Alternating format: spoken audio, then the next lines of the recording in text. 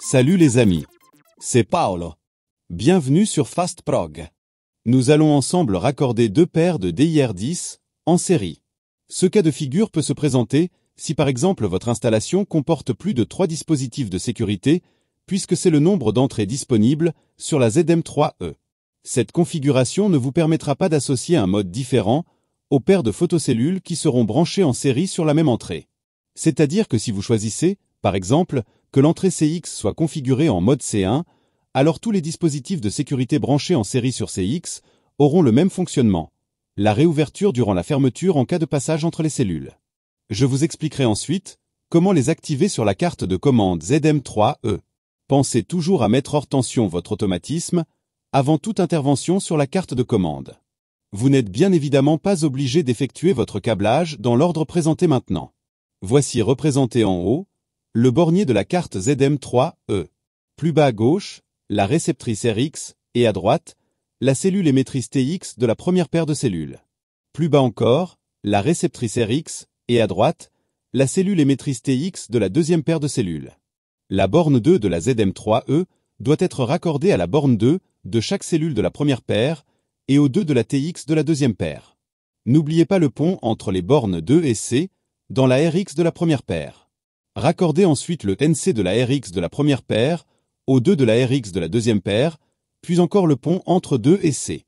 Le NC de la RX de la deuxième paire ira sur une entrée libre CX, CY ou CZ de la ZM3E. Le 10, sur le 10 de chaque cellule réceptrice. La borne TX de la photocellule RX à la borne TX de la photocellule TX sur chaque paire.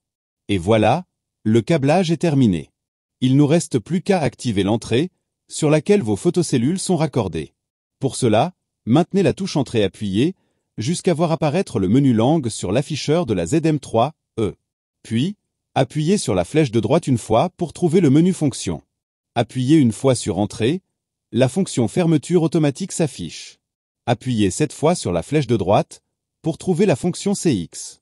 Si vous continuez flèche de droite, vous trouverez les fonctions entrée CY, puis entrée CZ. Choisissez l'entrée que vous souhaitez activer. Et appuyez sur la touche entrée. Comme vous pouvez le voir sur la vidéo, il existe 6 différents modes de fonctionnement lors du passage devant les cellules ou l'activation des bords sensibles. Sélectionnez à l'aide des flèches la fonction souhaitée. Et appuyez entrée afin de valider votre choix. Rappelez-vous que cette fonction sera donc automatiquement la même pour les 2 paires de photocellules que nous venons de raccorder. Ressortez du menu de programmation en appuyant plusieurs fois sur la touche ESC jusqu'à voir apparaître www.came.it. Si www.came.it ne s'affiche pas et qu'à la place, la carte signale un défaut de sécurité, pas de panique. Contrôlez la présence de tension entre les bornes 10 et 2, elle doit être d'environ 24 volts alternatifs. Vérifiez à nouveau le bon câblage. Assurez-vous que rien ni personne ne se trouve entre les photocellules. Que l'alignement des photocellules entre elles soit bon et que le fusible dans la cellule émettrice TX ne soit pas défectueux.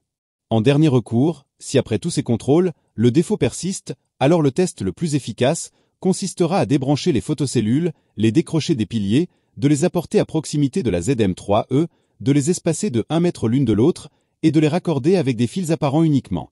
Cette technique vous permettra de déterminer si vos photocellules sont défectueuses ou pas, puisque vous ne pourrez plus avoir de doute sur le raccordement ou l'alignement. J'espère que vous y êtes arrivés et que tout fonctionne. Si vous êtes partant pour découvrir le monde simple de FastProg, voici des liens directs vers d'autres tutos, comme la mise en service de votre automatisme, la programmation des télécommandes et une multitude d'autres informations. N'oubliez pas le pouce ou le petit commentaire, et n'hésitez pas à vous abonner, afin d'être averti des nouvelles vidéos fréquemment ajoutées. Arrivederci, alla prossima!